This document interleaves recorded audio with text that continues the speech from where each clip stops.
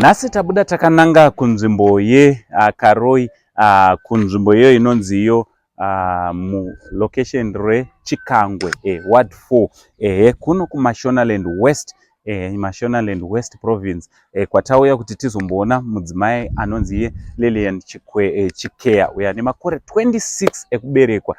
Mudzimai uyu ane vana vatatu nevarume vakasiyana siyana, vari kuwanikwa vari vanotora advantage yekuti ane urwere hwenjere hwaainawo, so vari kutora advantage iyoyo kuti vange vari vanorora naye, asi vachingoita naye vana vari kubva vamusiya.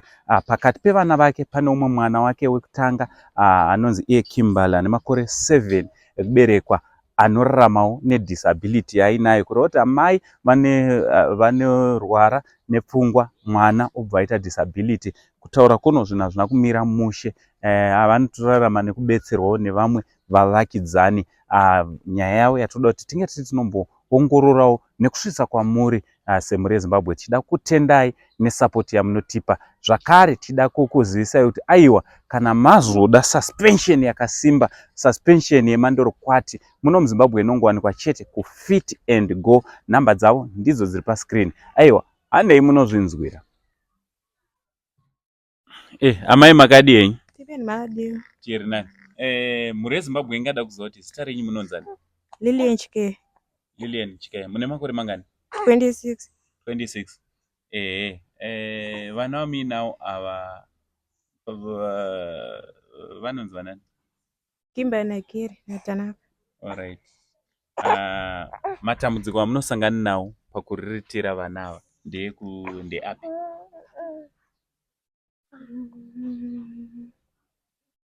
Kufamba nekusataura. Alright.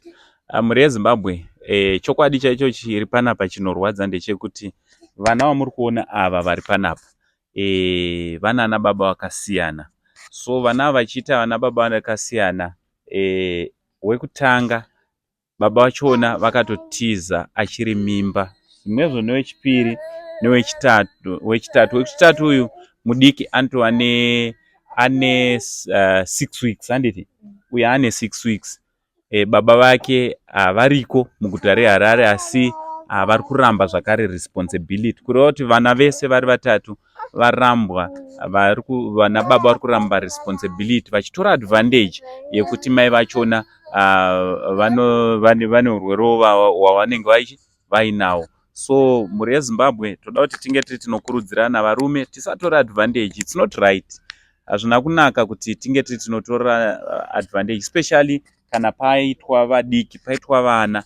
Hazvina kunaka kuti tinge tiri tinoramba responsibility, nekuti vana chipo chinobva kuna Mwari.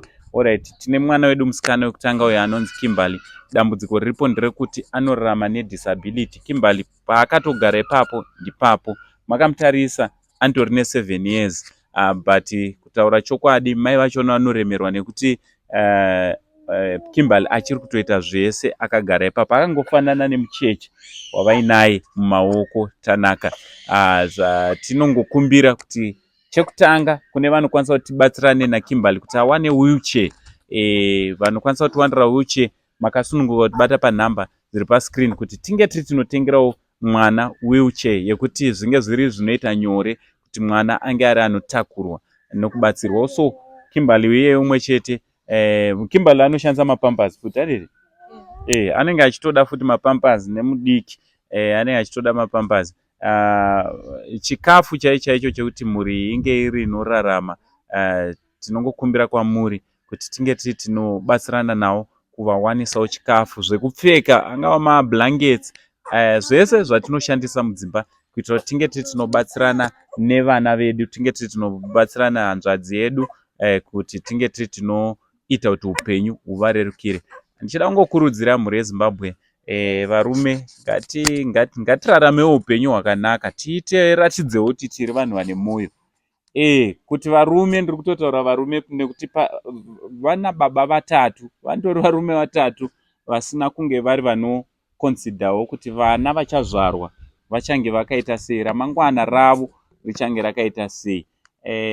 Vamwe vachona umwe baba baba upi uyu handiti ndiye aritori munomu handiti hanzi anotodarika nepanapa patakagara ototarisa kurutivi otoita seunge asingazvizivi kuti ane mwana wake ari panapa. Zvokuti tizotaurana mazita hazvina kunaka panapa handiti. So if you know kuti you have got a child nemudzimai ari panapa and you are not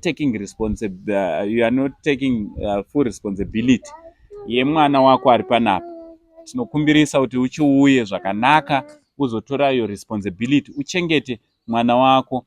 Inini sasekuru weZimbabwe only Zim uncle ndinotoradzawo example nekuchengeta namainini wenyu. I'm one person asingatize responsibility. I'm taking responsibility of my kids handiti.